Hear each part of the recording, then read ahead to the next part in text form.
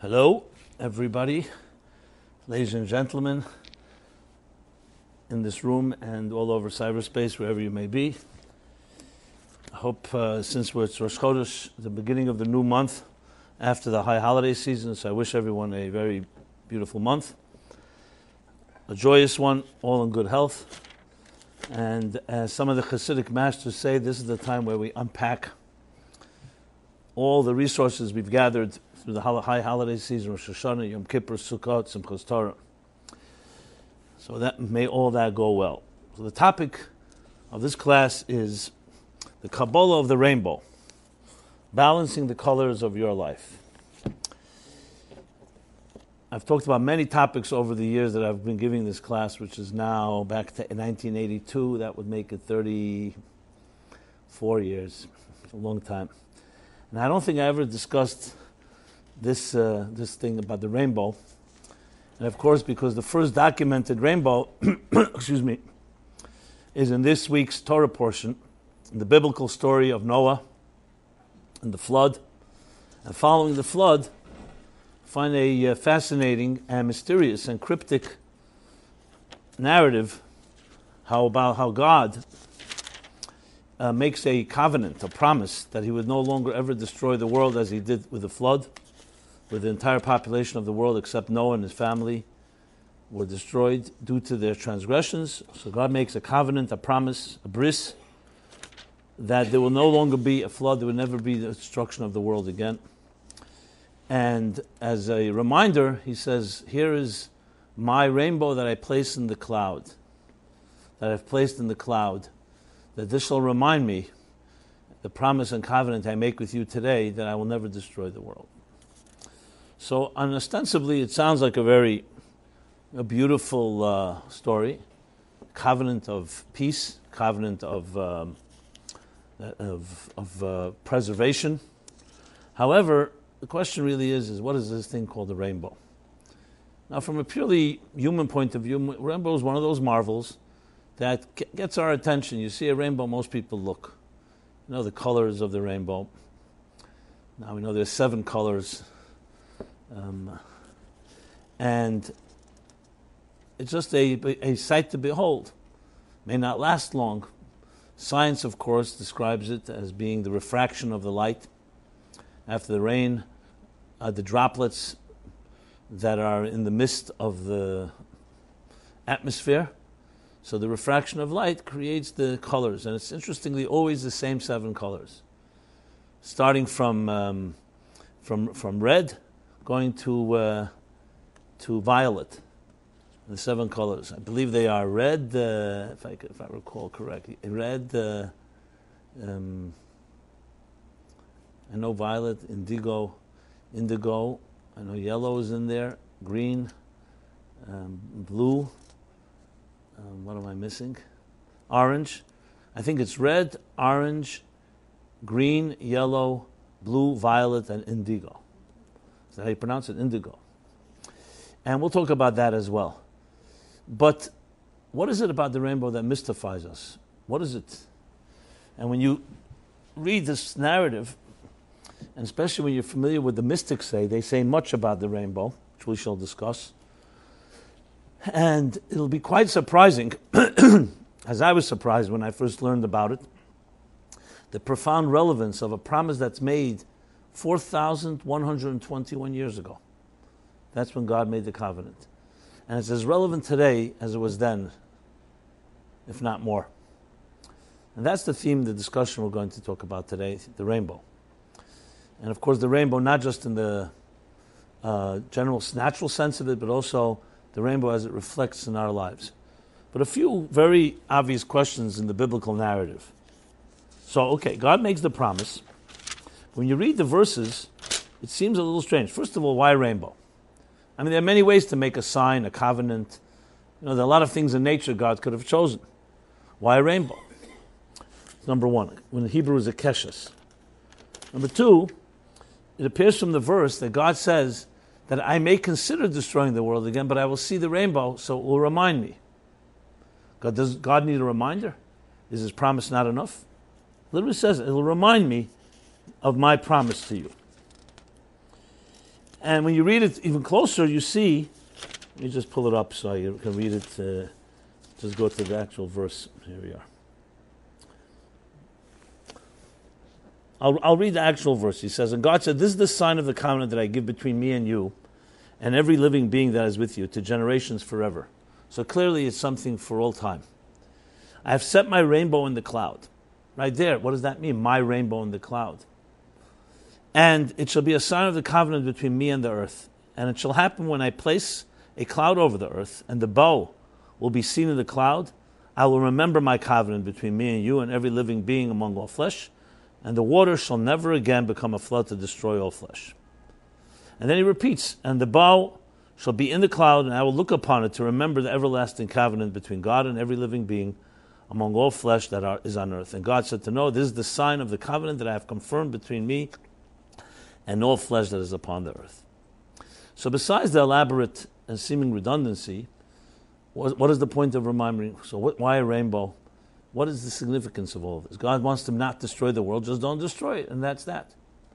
So clearly it shows that there is a issue going on, because why would also God have to make such a covenant? Didn't he create the world in the first place? He didn't create the world to destroy it. He didn't create a world to destroy it. The fact that the flood was an anomaly. So the whole episode, when you think about it, requires a lot more elaboration. Then there's another question that the commentaries all ask. We all know that a rainbow is a natural phenomenon.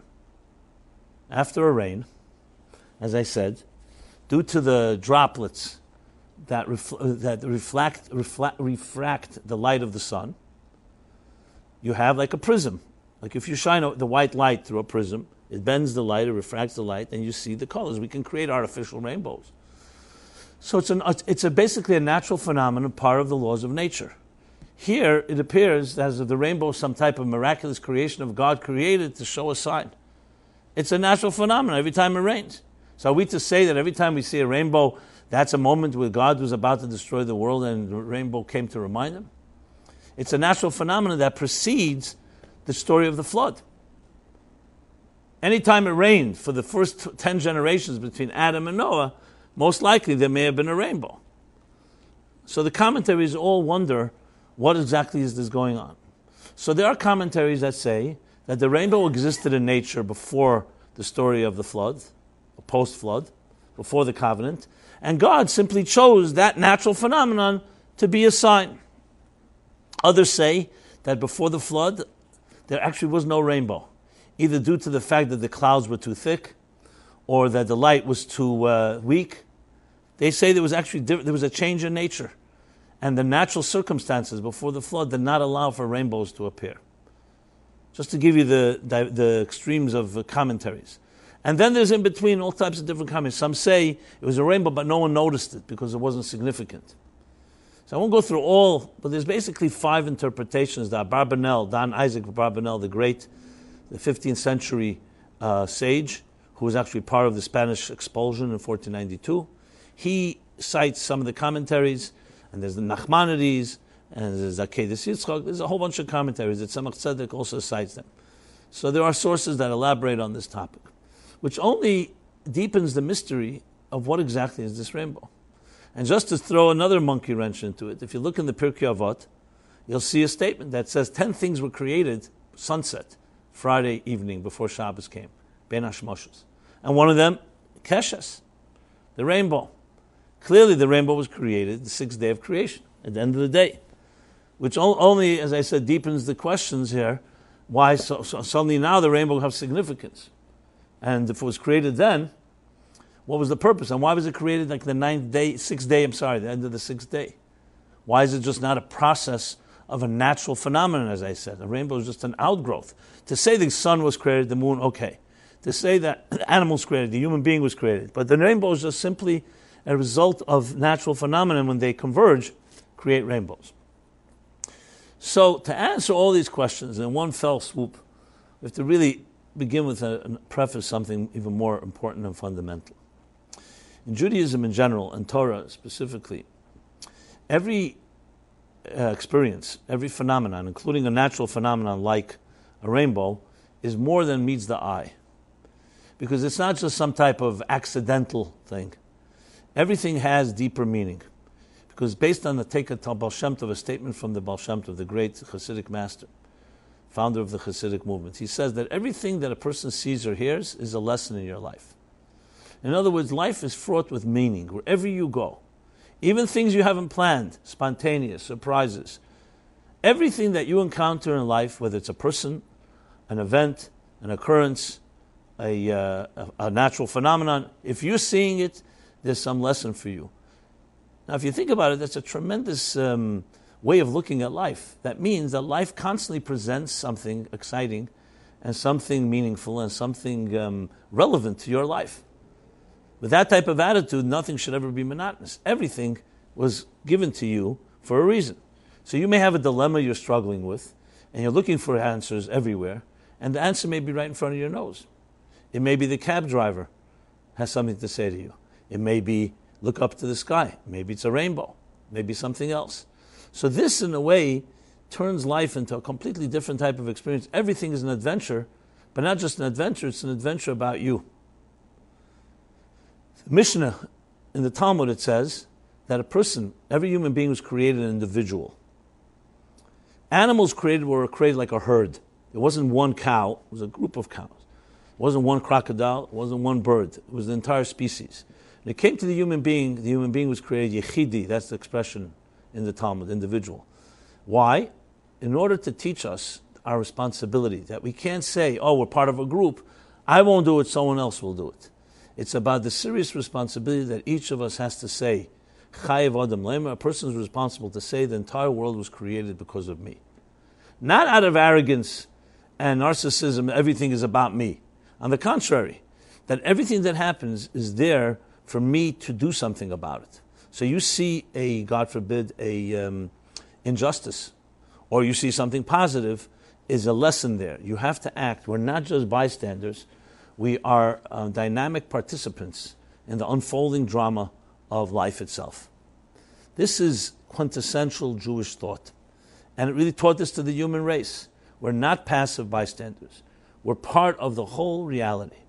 So with that short preface, when we read or see a rainbow, it's not just a nice spectacle, a nice sight, take pictures, refracting light, scientific lessons. It has all that. The meteorological circumstances that cause rainbows, and there are different type of rainbows. There are full rainbows, there are full circle rainbows, there are double rainbows, etc. But it's to teach us a lesson. And teach us a lesson means that the rainbow was created in order for us to learn something about it. And that's why God created a rainbow. So when God didn't just look around and say, okay, where am I going to find a sign and a covenant? Hey, there's a rainbow in the sky, because the flood had just ended, so there was clearly a rainbow, if not more than one. But it's actually God created the rainbow in the first place. Since God's the creator, he could have created the world in a way where no rainbows take place. There's a lot of things that could be and that haven't happened. There's a reason he put this into nature. And when you study it, it teaches us about our own personal lives. And also, of course, it brings to light the whole question of the survival of the human race, which is what God ties the rainbow, the covenant of survival after destruction. So that's one preface. Second preface is the responsibility that we all carry in our lives. Many people ask the question, life is very painful. Why is life so difficult? Now, some of us are blessed to have less difficulties than others, but no one is immune of the challenges of life. We will suffer losses, hopefully losses that are people that are older than us, not, God forbid, younger. It's natural for a person's parents to pass away before they do. That means it's inevitable that in our lifetimes we'll lose a parent. And both parents at some point. May they all live well and be well for many, many years, but there's certain inevitabilities in this world. And then there are other disappointments and losses and traumas that we go through, some man-made, some natural, some that we bring upon ourselves. But we will go through challenges in our lives. That's a given. And philosophers and sociologists and thinkers and psychologists throughout history have always struggled with the question of dealing with the anxieties and the stresses and the upheavals of life. To the point there's actually a disagreement, there's an argument in the Talmud, where Shammai and Hillel, the two classic sages, argue, is it worth being born? Where one says, Noach la'adam, it's more pleasant for a person to be born than not to be born. And Shammai says it's more pleasant for a person not to be born than to be born, because life is fraught with challenges. A soul, prior to its coming to this world, does not have to deal with health, does not have to deal with mortality, does not have to deal with injustices, with murders, with crime, with all the vices of the human race, with the corruption and the toxins of this world. A soul lives in its own spiritual environment. So based by that contrast, you would think that it's more pleasant not to come to this earth. And actually the ruling is according to Shammai, even though he's usually the ruling is according to Hillel. In this case, he's the one that is considered to be the correct opinion. So then, of course, the obvious question is, so why are we born? If the ruling is more pleasant not to be, so the Rabbi Shneur Zalman of the Yadi gives a very simple and brilliant answer. The expression is Noach. It's more pleasant not to be born, but it's more meaningful to be born. Since when is life about pleasantness? If you talk pleasantness, so you have a Mishnah that says the following, the Talmud in the Ethics of the Fathers. Yafa shah achas, 1 hour of tshuva, of return and good deeds in this world is worth more than the entire life in the world to come. The entire spiritual existence cannot compare to 1 hour of effort and challenge of this life. But then the Mishnah continues and says, Yafa shachas, and 1 hour of pleasure in the world to come is more than all the pleasures of the entire world, every pleasure that we may experience. It's interesting. So if you talk about pleasure for the human being, it's much more pleasurable not to have a body and physical limitations and all the challenges and dangers that life poses in this world. More pleasant, but more meaningful. Talk about quality, purposeful. Purposefulness is only fulfilled in this world because there's no challenges. Living in Gan Eden, in paradise, in a spiritual realm for a soul, is like a fish in water. It's very pleasurable and very enjoyable, but there's nothing to be achieved. It achieves in growing through study Torah, connecting to God, and so on. But there's no impediment, there's no challenge, so then there's no real growth, there's no real movement. So that's preface number 2. So therefore, it's really a perspective on life. No one said life is easy. We said life is meaningful if you choose to make it so. But many people say, my biggest hope is that life should be easy. It's a wrong request to make. You want to say is, let life be challenging, but give me all the resources I need to overcome and grow through the challenges. That's what we should be requesting or asking for. One of the biggest phenomenons in the best-selling list in the modern age was the book The Road Less Traveled by Scott Peck. You may have heard of it. For 15 years, I think, it was on the best-selling list of the New York Times. It's considered a phenomenon, even though the Bible actually beats it, because it beats it to the point the New York Times doesn't even count it. But many people, who usually with bestsellers, didn't even read the book. But once it becomes a bestseller, you have to have it. Like they said, the Brief History of Time by Stephen Hawkins was also considered a bestseller, the book that sold more and less and not read by anybody that bought it. It was a book that sold very many books, but by most people didn't read it. So Scott Peck's book opens up with the first line, life is difficult. And you ask many people, their surveys I've read, that said, this is a brilliant book. And you ask them, what's so brilliant? They say that opening line, life is difficult. Now, did you really need to read that in a book? But it confirms it. When you hear a writer writes it and it's a best-selling book, there's something about confirmation and validation that I always thought life was difficult. Now I know it's official because it's written in a book, in a best-selling book. So yes, life is difficult, but we have the strengths to deal with these difficulties. Now this doesn't mean that we are looking for and searching for difficulties. God should bless us all with as much peace as possible. But don't be surprised when there'll be difficulties in life because part of the purpose. And indeed, God sent a soul into this world, our souls come into this world, into a difficult world, where we're made to forget the reality from where we arrived. And we come into a world and have to begin from scratch and work our way up. And we're vulnerable to the different forces in life, and hopefully if we're blessed, we have parents and educators and adults that nurture us. But God forbid, that's also not a guarantee, unfortunately. So yes, life is difficult. And if it wasn't, we wouldn't be spending trillions of dollars on therapy. Everybody would just be happy and at peace. And of course, we all know the people who look for happiness never find happiness, because happiness is not a commodity to be found. Happiness is a byproduct, is a result of doing the right things, and then happiness emerges.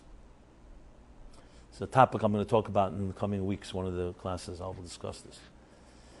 So with that second preface, let's now go back to the story, the biblical story of the rainbow. And you'll see what is the actual natural phenomenon of a rainbow. So I mentioned before, you need a few ingredients, you need a few conditions for a rainbow to emerge. First of all, you need clouds, because clouds are part of the background that help refract the light. Remember, clouds have the droplets in them. If it's a clear sky, a clear sunny day, there's nowhere for light to be refracted and dispersed. So the clouds are critical for being the backdrop for where. Secondly, you need daylight. Even though it's true there is a phenomenon called a moonlight rainbow, but it's rarer and it's not quite with the colors. So you need sunlight, you need light. So you need a light and you need a cloud. And usually those clouds are a result of a rain, or in this case a flood. So you have the droplets, you have the light, and when they meet in the cloud, as he says here, my rainbow I have set my rainbow in the cloud, clearly focusing on the cloud, and then suddenly something magical happens. The light plus the cloud creates a magnificent array of colors. So what is the significance of that? The significance of that is the metaphor or the analogy of a cloud is, of course, when we say, when I have a cloudy day, or I feel clouded in my life, or if my mind is clouded. Clouds represent a form of blur, darkness, semi-darkness. It's not clear. It's clouded. You can have clouded judgment. You have clouded mind, as I said, clouded emotions. On the other hand, light represents, obviously, clarity. But light without a cloud cannot produce beautiful colors. What this means is the beauty that I described before that can only be achieved in this world. Yafa sha achas. Yafa is the word. That's more beautiful 1 hour of tshuva, of effort, return. The effort that comes through return and good deeds in this world and the entire world to come. The world to come, we know, is full of spiritual delights and all kinds of spiritual pleasures. And yet, the beauty of this world is only possible due to the clouds that this world presents, which represents, in both personally and collectively, the idea of a form of gloom, a form of darkness, or semi-darkness, as I said, that can either go one way or the other. It could either cloud you to the point where you become overwhelmed, or the cloud becomes a backdrop upon which the light, refracting of the droplets in the cloud, produce beautiful beauty. So there's a few analogies given for this. Let's start with the most simple one. If you want to see how powerful something is, it needs resistance. There's no such thing as power without resistance. All energy, actually, is generated through resistance. You have a positive and a negative, a plus and a minus. On a very basic level, for example, let's say water energy, water power. So how's water power generated? So water may be running in a river. It has a certain speed, but you build a dam. You build a very powerful dam. What happens? The water begins to build up, to the point with such intensity that it can literally create unbelievable amount of energy. To the point that if you don't control it, it can actually destroy the dam and actually be very dangerous, because the dam itself, that once resisted, held back the water, can be broken and become part of a destructive flow of the water just bursting through it and destroying everything in its path. So good water energy, water power is generated by harnessing that power of resistance. Now the truth is in everything. How powerful is your punch? Now God forbid that you're punching anyway. How powerful is your forward thrust? You don't know until there's resistance. If someone just puts a little resistance and you try to push their hand, you don't know how powerful you are. But if you have someone that's very powerful resistance and really gives you a fight, a resistance for your money, so to speak, you suddenly will dig deeper and then you can test your power. The same thing is psychologically and emotionally. When do we see the strengths of human beings? When there's resistance. I don't know who it was that said it. They say Eleanor Roosevelt, whoever. You could say it about all people, but she said it about women. That a woman is like a tea bag. You don't know how strong she is until you put her into hot water. You look at an innocent tea bag, an innocuous tea bag, you don't see anything. Suddenly put it in hot water, and the flavors, the aroma, the power of tea emerges. And this is true across the board. In the Talmud, there's an expression that you don't produce olive oil until you press the olive, which is referred to sometimes and it's analogous to the pressures of life. As a writer, I can tell you, without deadlines, without competition, without accountability and pressure, I'd still be probably at my first article. So it's critical to have the thing you hate most, which is what? Deadline. Clock is ticking. Who likes that? Have to stay up all night, be uncomfortable. Just give me another few weeks, give me another few months, give me another few years or decades. What'll happen? You won't end up doing anything. And that's what's called harnessing. In our own time, one of the most powerful forms of surgery today that has saved so many lives and have produced also results with so little collateral damage is laser energy. What's laser energy at the end of the day? Instead of scattered light, it's focused light. So scattered light may illuminate something, but it can't cut through something. You focus light in total concentration, and you can create unbelievable, you can pierce anything, including, as I said, different microsurgery that's done today with laser tools and so on. All the examples of harnessing and pressure, what it does to any given situation. And the same is true in the shaping of a human being. If we did not have the pressures, whether at school, the work, the need to excel, we would never excel. The greatest athletes, the greatest musicians, the greatest anything. You show me some greatness and you'll immediately be able to trace it to some form of pressure that led them there.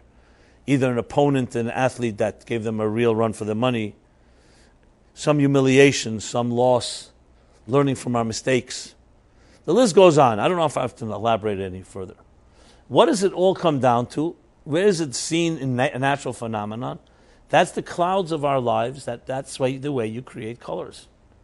Without it, you could have a white light, but you're not going to have the whole spectacular spectrum of all the colors unless you'll have clouds with droplets in them.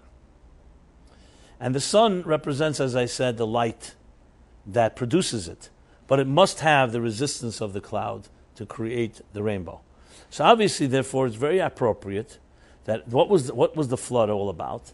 The flood was all about human beings self-destructing. That's what happened. God created a world, a beautiful world, a Garden of Eden. But he gave the human being free will, free choice, to choose between right and wrong. And the humans, unfortunately, chose the wrong. Adam and Eve. And then their children, Cain killed Abel. And the generations began to degenerate and devolve and what's the word?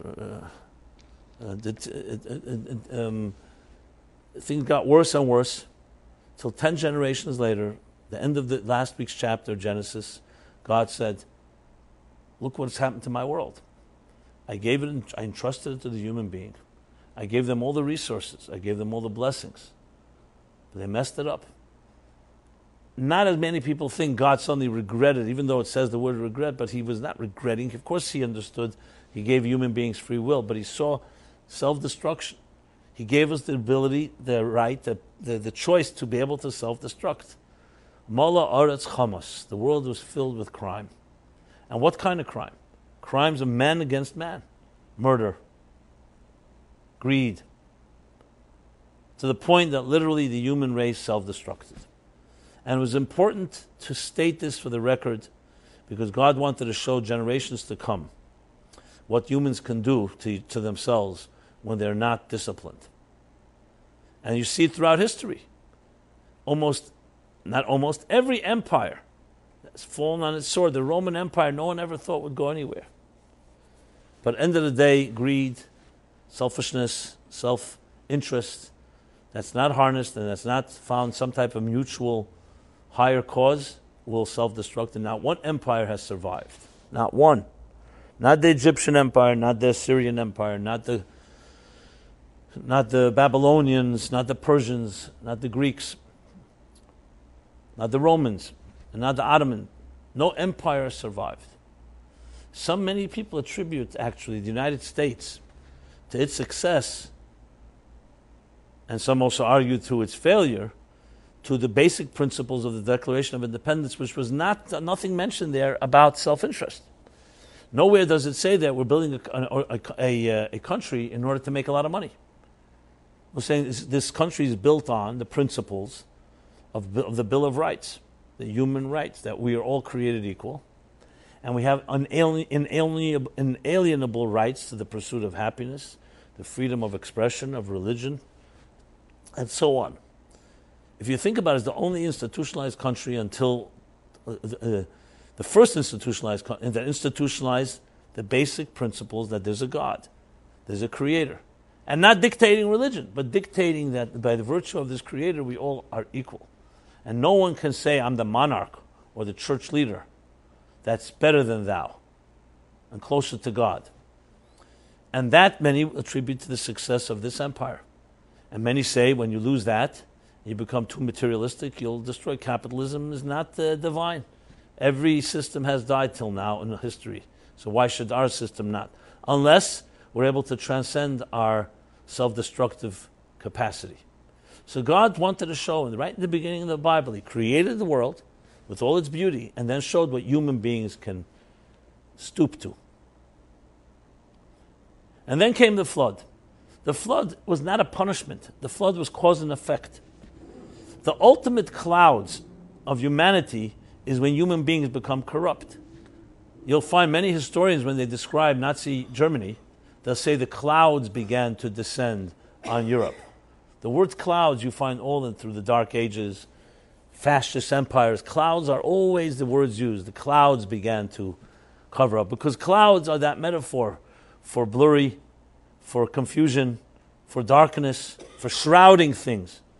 So the cloud is not just some nice little metaphor here. It happens to be really significant. So what did God choose of all things as a covenant that I will never destroy the world? He didn't want to. He could have chosen the sun. What better thing? Look at the sun. The sun is a bright, shining sun. That's my covenant, that there'll always be a bright sun and I will not destroy the world. But that's not realistic. God said, I know this world can become corrupt again. That was the whole reason for the covenant. God knew that whatever happened till now could happen again. Human beings can again begin to become corrupt. So the point of this sign, the covenant, was to find something in the world of clouds where human being, in their vulnerabilities and in their fragility and in their capacity to be weak and corrupt, to find a silver lining, no pun intended, in that cloud. That's why he chose the rainbow, because the rainbow is precisely that. It's the interesting paradox between a dark cloud and light, between the droplets of the cloud and the light that causes such beautiful hues and such beautiful, what do you call what's the expression? Cornucopia, I think, whatever. I forgot the expression. Yeah.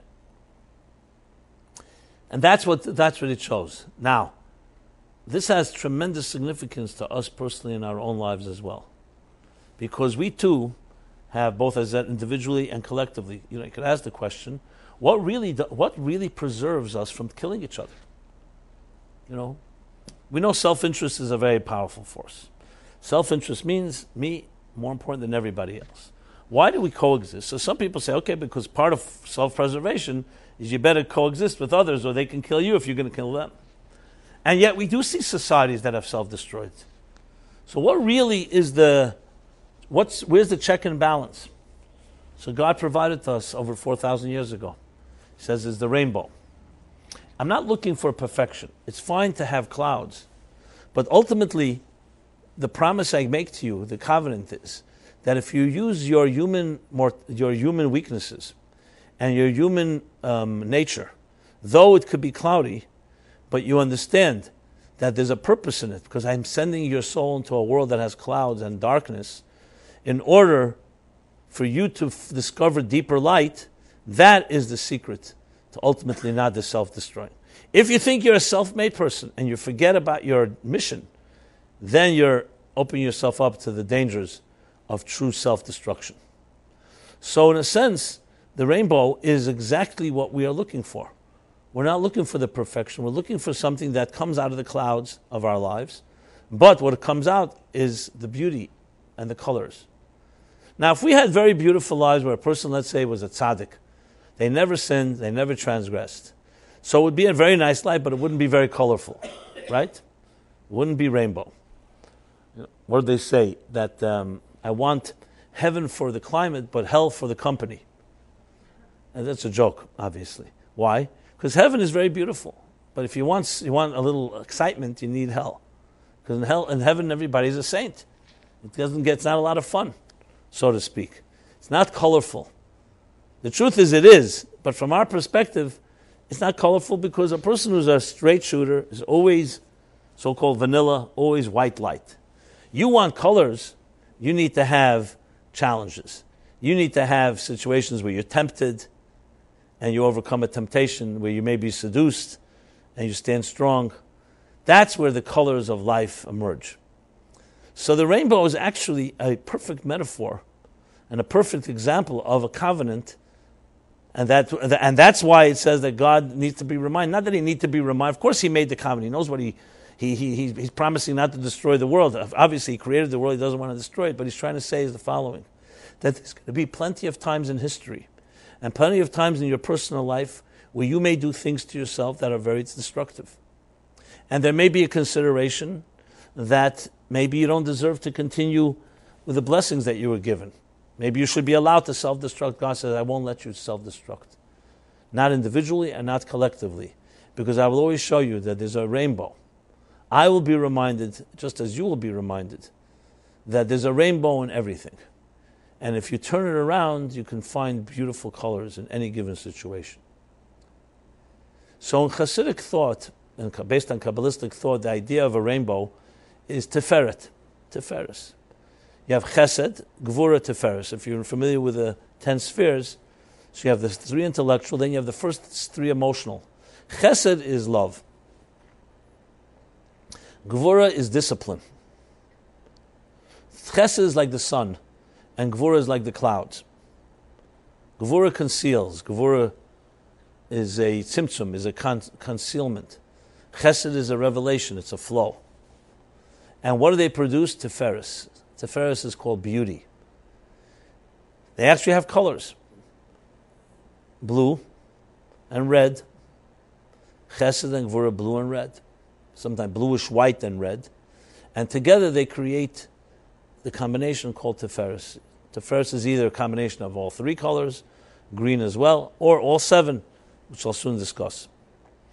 Now, what exactly is Tiferes? So think of it this way. Blue. What's your favorite color? Some people say blue. Some people like green. But blue is the most favorite color for most people. Now, we know that red, even though it has power, but red's like red lights. It always elicits fear, elicits caution. That's why red is used, because red psychologically elicits in us a certain element of gvura, yira, fear, hold up, and so on. So, as beautiful as the color blue may be, or as beautiful as the color red may be, but you don't call it beauty. Because beauty is never one-dimensional. A beautiful painting is many hues, many shades, many different details. A beautiful face is not just a beautiful nose or beautiful eyes, it's a beautiful combination of the complexion, the eyes, the nose, the mouth, the whole facial structure, and then you have beauty. It's actually very difficult to really quantify what is beautiful. Beauty in the eyes of the beholder. And yet there are things that are objectively beautiful, has a certain co-symmetry to it, a certain balance. So beauty is always, interestingly, we'll call it harmony within diversity. Take music.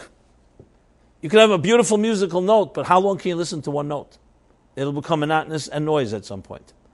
What's true beautiful composition, a beautiful symphony? Many different notes combined, and you have a song. A symphony, an orchestra, you'll always find beauty is associated with many, a multitude, but there's some symmetry, some harmony within that diversity. Nature itself is that way. Nature is made up of billions of different forces, millions of species, but they work in a certain coordinated way. A healthy human body. Think about it. We have 75 trillion cells. We have hundreds of systems. Limbs, organs, nerves, the circulatory system, the neurological system, and it all works together in a healthy human being. It's a miracle. What creates that symmetry? But the beauty here is not that it's one thing. If it was one celled organism, okay, there's no competition. The beauty is always when you have the combination of many, but directed towards one focus, towards one objective. So basically the Tiferes is the rainbow. The rainbow is many forces at work, all leading toward one direction. But here's the catch. When you have many forces at work, there's always a risk for discord and for chaos. If you only had one celled organism, if you only had one color, one musical note, you can't have chaos.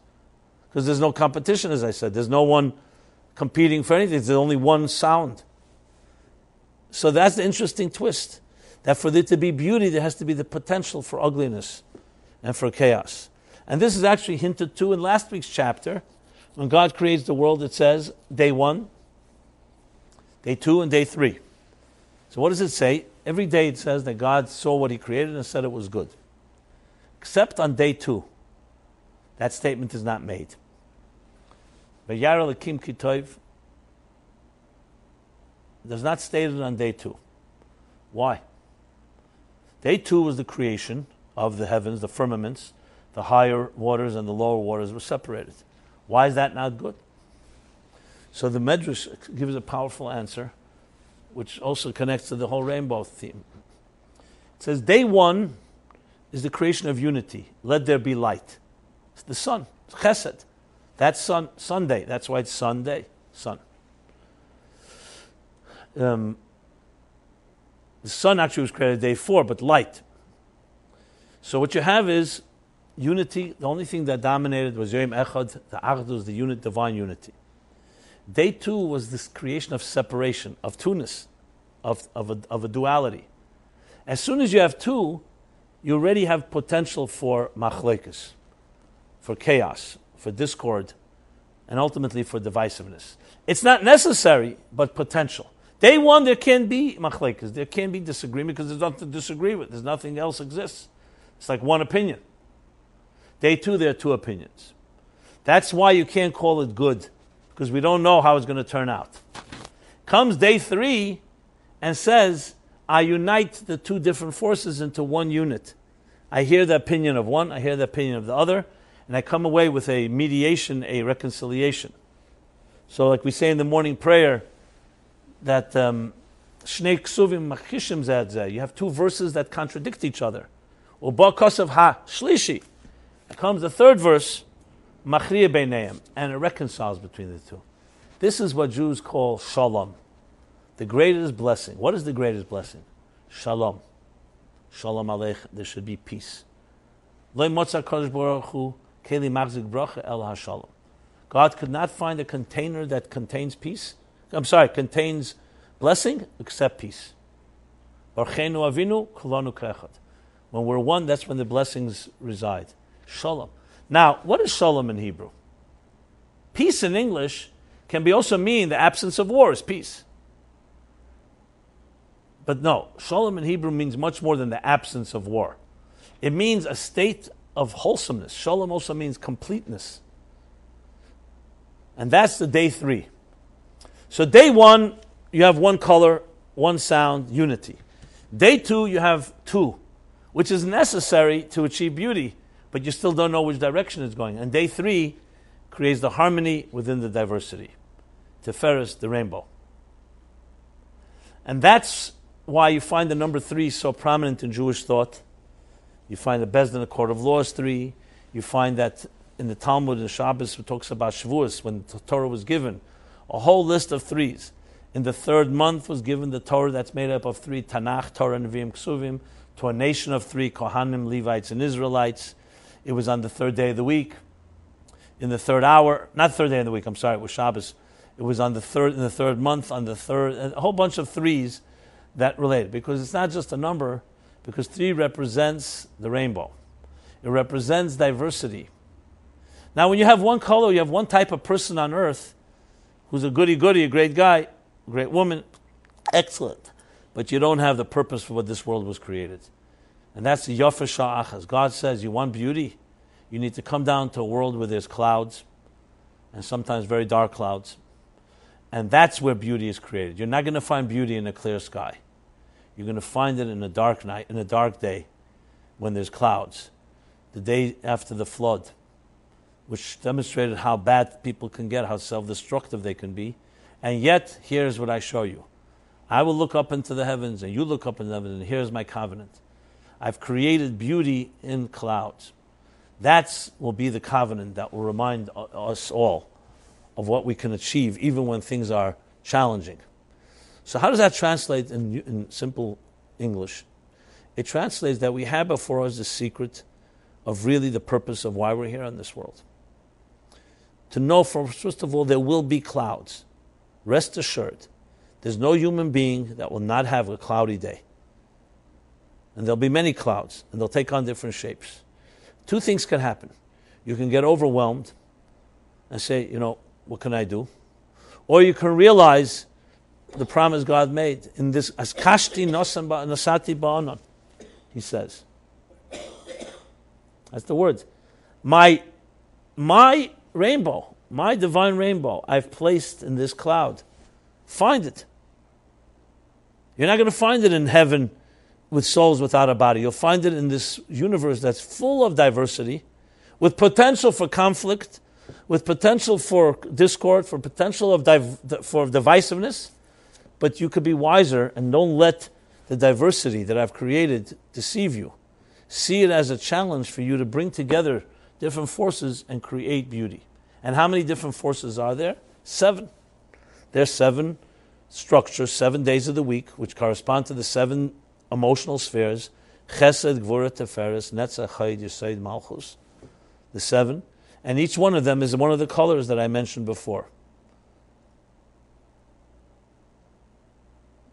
Want to know if I could do it again? Okay. The colors are, we started with red, orange, green, yellow, blue, indigo, and violet. Those are the 7 colors. And they correspond to the 7 emotions. As a matter of fact, when Isaac Newton, they say Aristotle was the first philosopher that analyzed the rainbow.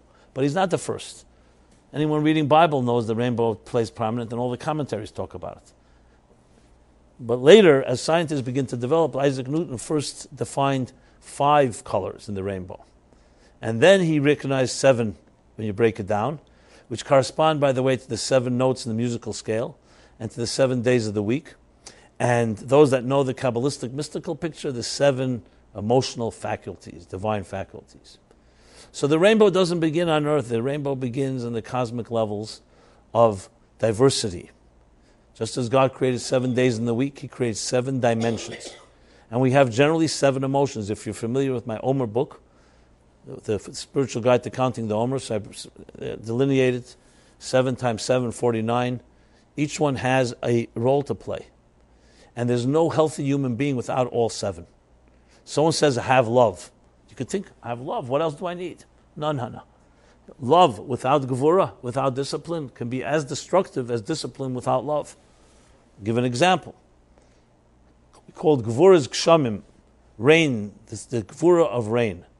Now, rain, what would you associate rain with?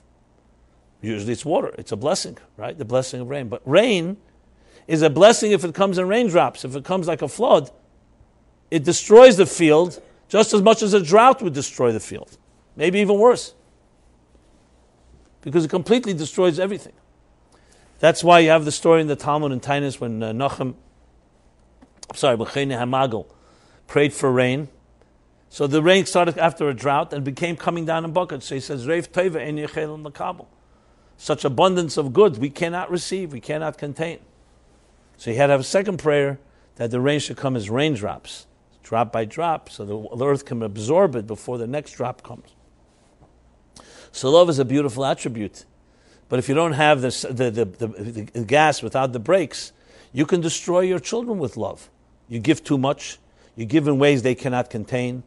You overwhelm them. You're giving on your terms, not on their terms. There's a whole series. Like a teacher can be a brilliant teacher, but if he's not recognizing the student's pace and doesn't spoon feed it properly, he can destroy them with his so much abundance. On the other hand, gvura without chesed obviously is equally problematic. Only discipline without any kindness. And if you go down the spectrum, which I'm not going to do here because I said I did in the book, Umrah book, each one of the colors of the rainbow, each one of the emotionals adds a dimension that the others don't have. And they all need each other. So then you come to Tiferes, which is compassion and beauty, as I mentioned. There's Netzach, just briefly, determination, ambition, drive. There's Hoid, which is yielding, flexibility. There's Yesod, bonding. And finally, there is Malchus, dignity. These are the 7 emotions necessary in every spectrum. And it's a rainbow. If you go to divine unity all the way to the source, there you find one divine unity. But God wanted unity within a world of diversity. That's the whole purpose. A rainbow. And for there to be a rainbow, there has to be a concealment. Because if you don't conceal divine unity, there's no room for others. What the Rizal calls the Tzimtzum Harishan, the first big cloud, is the Tzimtzum. Because if you don't have the tzimtzum, you have the divine light is so intense, it's all encompassing, all pervasive, and does not leave room for another entity. So you need a big cloud, but within that cloud lies embedded colors waiting to be released. And each one of us here has those colors. We all have the 7 colors, but some of us have dominant so-called genes. Some of us by chesed may be stronger than our gvura. Some people are excellent in organization. Their gvura is very good. Some tiferes. Each one of us has our strengths. And we all need each other and we all complement each other. Take the biggest case of discord is what? Some people say nations, empires, communities, religions. No.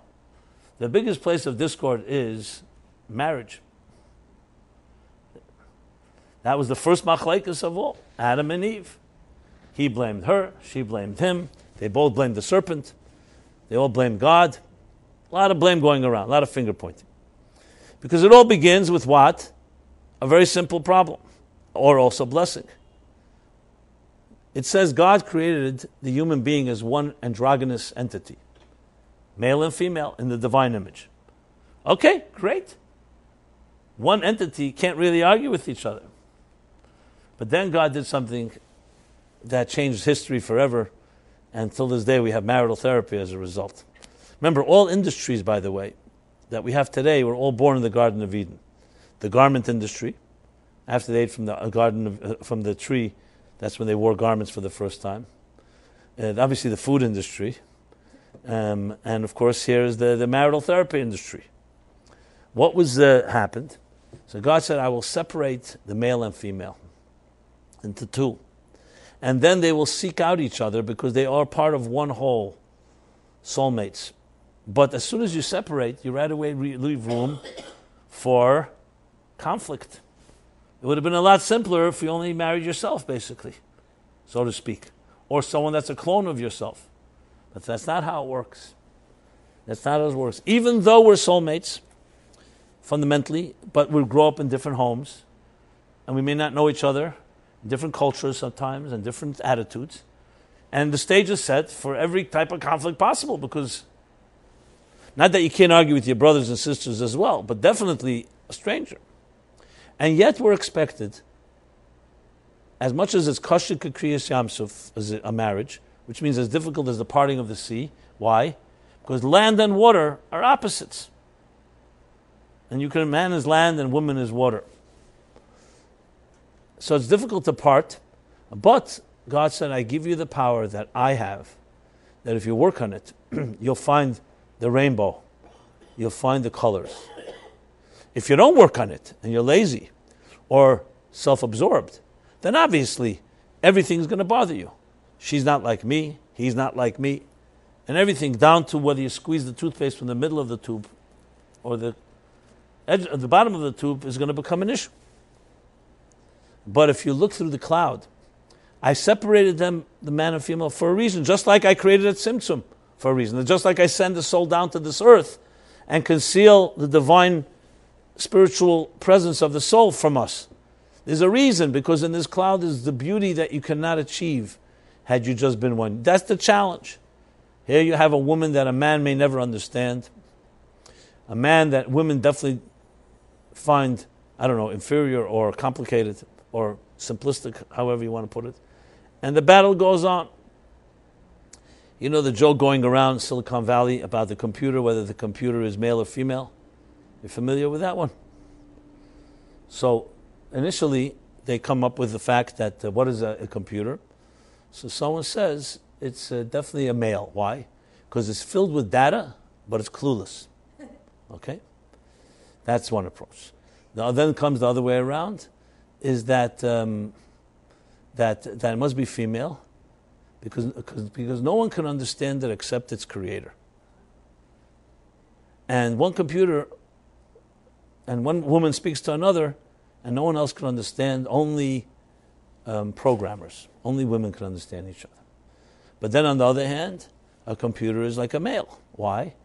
Because when you buy one, if you just waited 6 more months, you could have found a better one, But on the other side, they say, a computer is like a woman, because getting the computer is relatively cheap, but the accessories are going to cost you forever, And then finally they go back and they say, why is it a male? I forgot already. I think the final conclusion that it's a woman.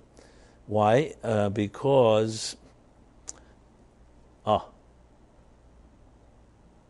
computer never forgets.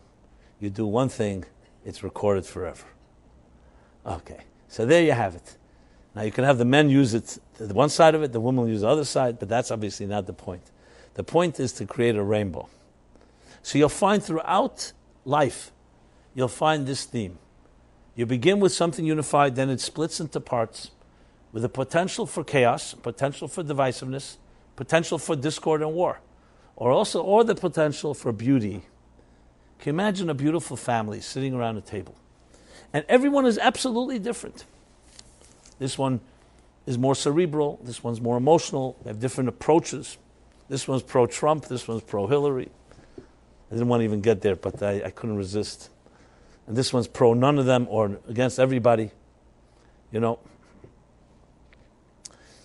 But they're able to communicate because they love each other.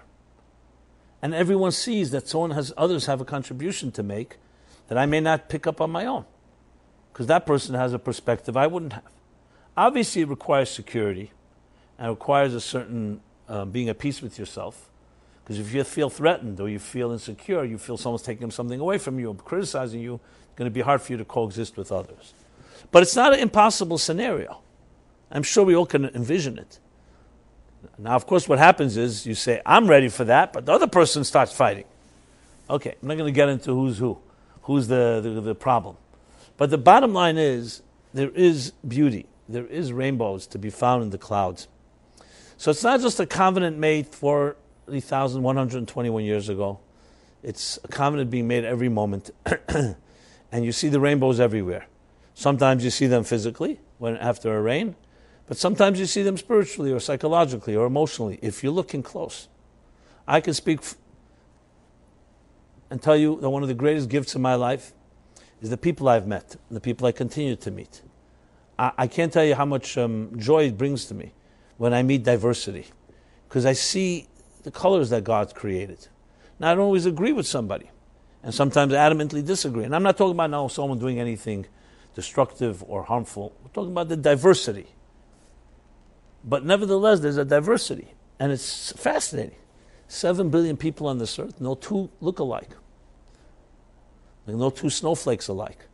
There's a beauty to that. And all of them express another droplet reflecting another aspect of the divine mosaic. And all together come together and create a rainbow, create a harmony.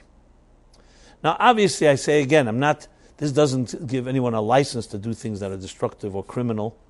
There are things that are acceptable, things that are not acceptable. I'm talking about the diversity per se. So there is a journey that we're on to find the beauty and the harmony and the rainbows in our lives.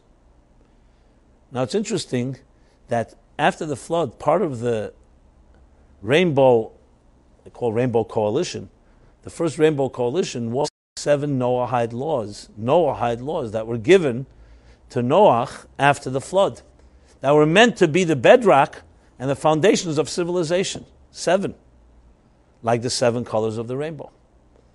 So God didn't just give him a rainbow; He also gave him a code of laws. That if we followed those code of laws, all of us, we would have the utopian world we all dream of. What are the 7 laws? There is accepting a higher authority. There's not to desecrate that higher authority, to defile or in any way. There's the respect for life, meaning not to murder. The respect for family and for the sanctity of sexuality, not to be decadent in that regard. There's the respect for animals. There's respect for property. And the respect for law. Did I count 7? Those 7. And they correspond to the 7 emotions and to the 7 colors. So it's not just a rainbow in the sky, it's a rainbow in our lives. And actually, going back to the United States, essentially the foundation, some of the presidents have written this in their letters, that the bedrock and the foundations of this country are based on these Noahide laws, the universal laws of civilization. Now, if you had everybody following them, tell me what kind of world. No theft, no murder, intact marriages, fidelity, respect for nature and animals and the environment, of course God, not desecrating God, and finally law, establishing law and order. Now obviously each one of them have many subsets and derivatives and so on, but that's the foundations. So all this is the theme of this week's chapter, interestingly coming right after the high holidays, right after the Genesis, the book of Bereshis, the chapter of Bereshis that we read. After the Genesis, the creation, now we come to the next step, which is how to build a healthy world. We've seen what kind of destruction human beings can bring, can wreak, and how to build a Olam Chadash, a new world, which is what Noach was charged with. And from there, it would go 10 generations to Abraham, and the rest of history. And there you have it. The rainbow is the central component of how you build harmony within diversity, both individually and collectively.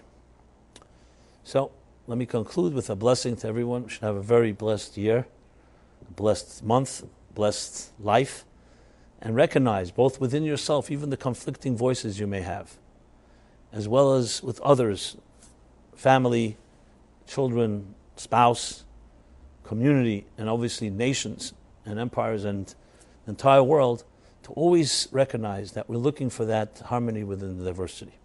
And ultimately, when Mashiach comes, we'll have that rainbow. The ultimate rainbow, it says, will be when Mashiach comes, a rainbow of that harmony within diversity. So until next week, everyone have a very blessed week, and we continue this journey.